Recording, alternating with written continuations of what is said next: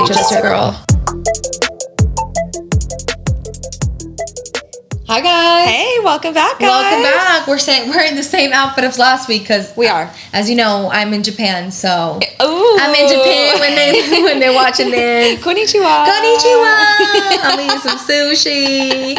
I'm eating some ramen. Arigato. I know that one. Yeah. Damn, you know better than me. I forgot. Really? I watched like a whole video last year for it to go. Did I use it? No, I was so embarrassed to use it because I was like, oh, my accent is going to be so bad. So I was just like, thank you. It doesn't matter. I know. But do they know? They know some English, I'm sure, right? Yeah, they know. Yeah. A lot of people speak good English. Yeah. Okay, good. Yeah. But when you're watching this, I'll be in Japan. Okay, you should see, if you have a free day, you should go see the Japanese deers. So I saw. Have you seen they bow? Yeah. Yeah, it's like you bow to them and the deer bows to you, and then they give them a treat. I was like, I watched it for like 5 minutes. I'm like, are you kidding me? These deers know how to bow. It's so cute. It's so cute. You have to. Have you seen it? Yeah. Mm-hmm. So cute. Yeah, it is. I would die to go see them. They have a lot of like the culture in Japan is so nice, and they have so much to see and like just to see. The hard part about going this time is because it's so hot, right? Like you're outside. But if you go in any other season, because Japan does have all 4 seasons, it's really beautiful. But you should bring a little fan. Oh, girl, I had a fan. I had my fan. I still have my fan from last year that I bought over there. You carry your fan everywhere. Like you cannot be without it.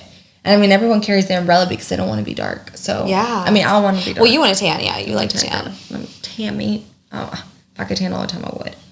Okay, so what are we talking about? Let's talk about, which I already know, but you tell me what we're talking about. Okay, let's see. Okay, first I want to show you Selma Hayek did Sports Illustrated cover. Okay, she is 58 years old, and I was like, I mean, she's stunning. She's gorgeous. I've always loved her. I love her as an actress and all that. But this is her Sports Illustrated cover. That's crazy. Isn't that amazing? I know. Yeah. Stunning. Amazing. 58 years old. Like, goals. I aspire to. She has kids. And I just think that is so amazing. It's so awesome. You know where I love her from the most is from Grown Ups. Oh my gosh. I like her in Grown Ups for some reason. She's beautiful. She's so funny. Love her so much. Yeah. It's so crazy. Okay, we are talking about Sofia Vergara, yes? Yes. Okay. What does she say? So, Sofia Vergara, she is single. She used to be married to Joe Maggiano or something? Yeah. The guy. He's beautiful. He is a beautiful man, yes. But she is one of the most gorgeous women. You love her. I love her. Yeah, I love her so much. Okay. So, she recently in an interview I saw it said... Oh, you did? Mm-hmm. You watched the whole interview? Mm-hmm. And so the cover. Okay. So, I think she's on Jimmy Fallon, and Jimmy asked her, like, so are you looking to date? You're single, blah, blah, blah. And she was like, I want to date somebody that has as much money as me or more, because if not, it's a nightmare. They end up resenting you, and I want somebody fun. I need fun in my life. And that was kind of a big headline lately. I've been seeing it everywhere because her net worth is 100-something million, right? And so they're like, okay, interesting. A woman who has, she's a self-made woman. She's a millionaire. She is now saying she only wants to date someone who has as much money as her or more. Mm-hmm. Otherwise, they start to resent you. Mm-hmm. And it made me think, what are your thoughts about that? And how do you feel about a woman setting a standard like that and saying, I make this much money and a man that I date has to have more money than me or just as much? I think she's 100% on it. Like, I would, if I was her, I wouldn't either. Like, I personally, even now, if, like, God forbid, something were to happen and Chris and I go our separate ways, I need someone who's making double what I'm making. Like, I need someone who can keep up with my lifestyle, who's not gonna, and that's that I don't have, like, a super bougie lifestyle, but you have to find someone who has the same values and enjoys the same things. And, some people value going out to dinners and they want that. Some people are like, no, that's stupid. I would never spend money on that, right? So I know what I like and what I don't like. And I know what kind of lifestyle I want for myself. And if I can provide that for myself, I want someone that can provide that for themselves too. Mm-hmm. And then together, we can live that lifestyle. I'm not saying he has to be like super rich, but for her, he has to be. And I 100% agree. She's a self-made woman, like the right way. And I'm not saying like, you can sometimes bash women. Well, you got your money with OF, or you got your money doing this, or you got me. But she's made her money acting, working her butt off. Like, I would too want some man that has worked really hard to make the type of money that I make, right? And I do think that.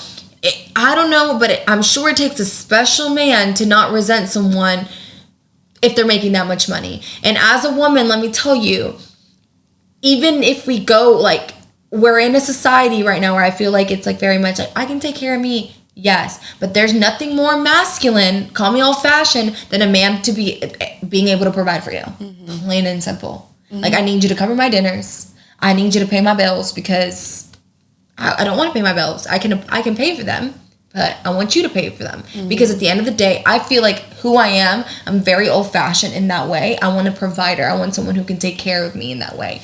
So, and I say this even though like my situation's been really different, because Chris and I have built everything together, you know, but because we've built together and because we've seen us grind together, it makes it for me even more important that if things were to ever steer wrong, I would want someone who's already made, especially my age, right? Like, I would want someone who's already made. What's your opinion? Very similar to you. Yeah. I think I'm trying to put myself in her place, because I would honestly have my guard up all the time going out on a date with a man who, if I ask him what he does and he's like, you know, oh, I'm in finance. Okay. I am a millionaire, right? Okay. Over, you know, the course of my entire life, she came from a completely Colombia, I believe. I believe she's Colombian. I'm not sure. She came from a different country, right? And worked her way up. Started modeling, and then she got into acting, right? And she's been through it even with her accent, right? She's defied all those boundaries of being told, being told like, oh, you're never going to get anywhere with that thick accent. Yeah, I'm sure she told that. Right. Like, your accent makes you look stupid. I'm sure 1,000 times she's told you're not going to get the roles that are going to pay because you have that thick accent. Still, she's defied all those odds and people telling her, no, you can't do this, you can't do that.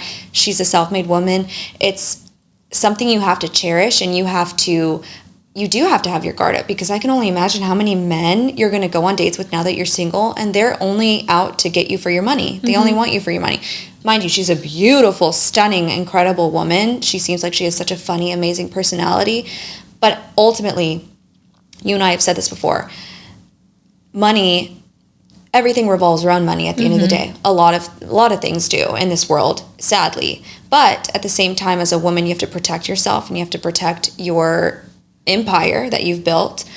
So I think it's a good thing. It's a good standard to have, especially being a woman who has that much net worth. Yes, absolutely. But it is sad to think that at that point in your life, you may not have the same opportunity to meet someone and have love, right? Because there's always going to be that thought of resentment. Is this person only with me for my money? You know, and her saying that is interesting, because I wonder if she's had a past relationship that a man has resented her for not providing for him. Do you know what I'm saying? I wonder what she means by that, which is crazy to say a man starts to resent you when you have more money than him. Yeah. Is it like a manpower thing, like a masculinity thing? Like you feel you're emasculated by being with a woman that has millions more than you? Or is it a thing of like, she's not providing for me, so now I'm resenting you because you can afford to retire me? I wonder what that is and why she's saying that. So she's obviously been through some sort of trauma with a man. Yeah, she has. Right. I'm sure that for her to say that she's gone through, like, she's had to have arguments through it, right? And it's like, yeah, what kind of arguments have you gone through that has made you be like, okay, I don't want to go through that again. Like, that's why I want someone who's more established. I do think it might be I think with men, because, you know, even, again, like, they are providers. So for them, it must be a little bit of an insecurity if they're not able to meet. I mean, I don't know. Like, I don't think they absolutely need to match her net worth, because she is worth millions.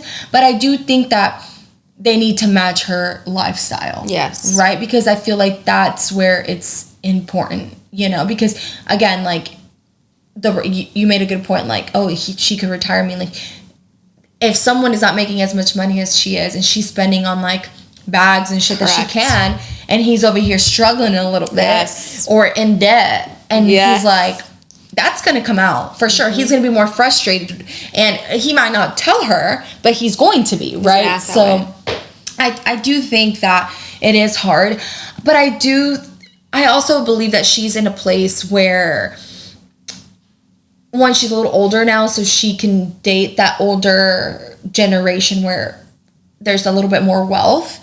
I just think it has to be like, she has to meet that right person, and it's what is she looking for, right? Because is she looking for someone young and have that net worth? Because that's going to be a little bit more difficult. She's looking for someone older, okay, but like maybe she's looking for someone who doesn't have a family, who doesn't, like there's so many things, right? But I mean, do I think that she could find love? I think that there's still a chance she can find love, but it's got to be like, it's very small. The network of men that she's going to be able to pick from is very small. It's super limited now. Yeah, it's very limited. But going back to what you said and we've had this conversation, money can't buy happiness. It cannot directly buy happiness, but it buys happiness in ways of, what do you want to do with your money? Help your family. That gives you happiness. Be debt-free. That gives you happiness. Help your friends. Go on trips with your friends. That buys happiness. Let me tell you, if I had all the money in the world and I told my friends, hey, let's jump on a jet and go on vacation for a whole week, that's fucking happiness. And I can't do that unless I have money, you know? So money does buy happiness. Absolutely. It gives you opportunities to do things that will make you happy. Yeah. And I mean, but that's why it's important to have like a group of friends and people that, that you're surrounded with, that you love and love you, right? But it's interesting to see that. And I'm sure if you insecure people are going to be like, oh, like, talk bad about it, but you don't know until you've been there, and you don't know until you've worked your ass off. And I am sorry, I am not the person that believes in equality. I don't believe in equality. Don't think that I just don't. I don't think everyone deserves the same if you're not willing to work as hard as the other person. Because there are people who, I don't think it's fair that I'm every day busting my ass, stressing nights that I can't sleep because I want to get ahead, that I should have, like, that someone who's like, man, whatever, I'm gonna pop open a beer, just chill, not exercise, not do anything, deserves the same as me. I'm sorry, but no. Yeah, off of luck or something. No, I just don't think so. So it's just like, I don't believe in equality in this world. I believe you should help people and everything, but people, there's no reason why you can't ask for things that you've worked. Actually, Leo Skepi, do you know who he is? Yes. I love him.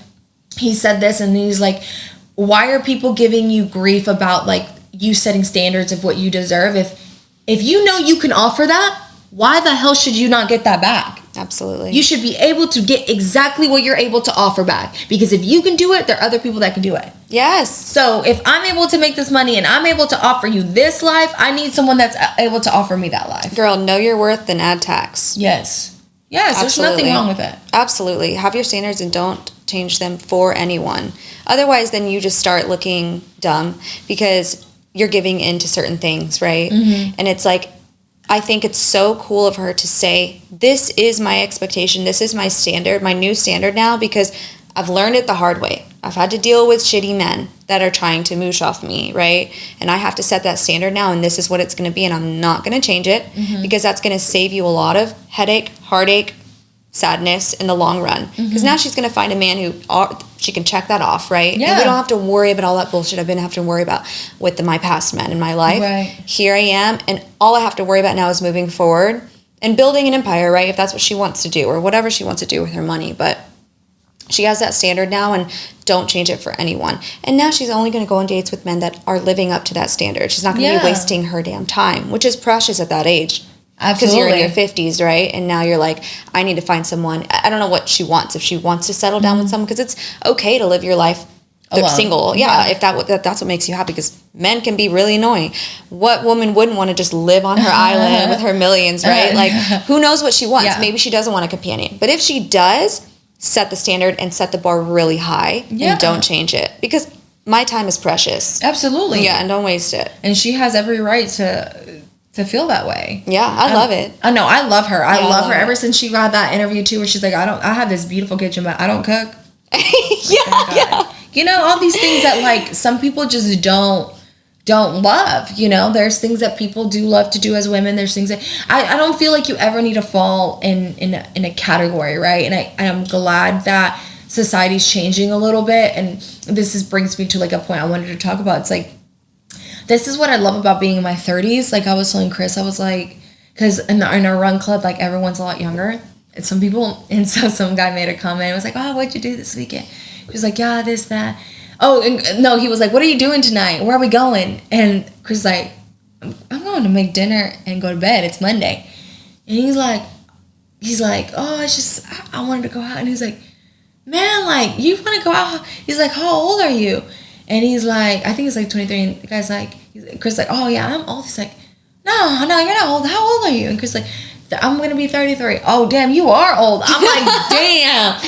I'm like, now we felt, but honestly, like Chris and I are having this conversation. Like girl, please, if you're listening to this and you're dreading your 30s, do not. Because I feel like I'm in this, the happiest I've been with myself. I feel like I'm the fittest I've been, the healthiest I've been.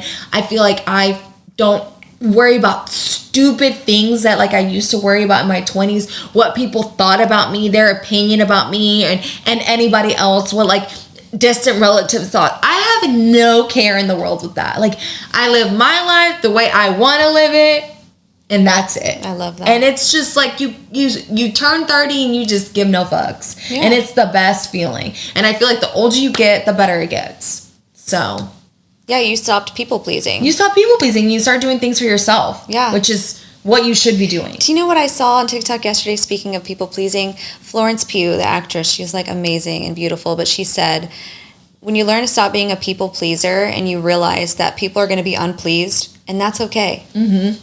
That's fine. Mm-hmm. People are going to not be pleased, and you have to just accept that.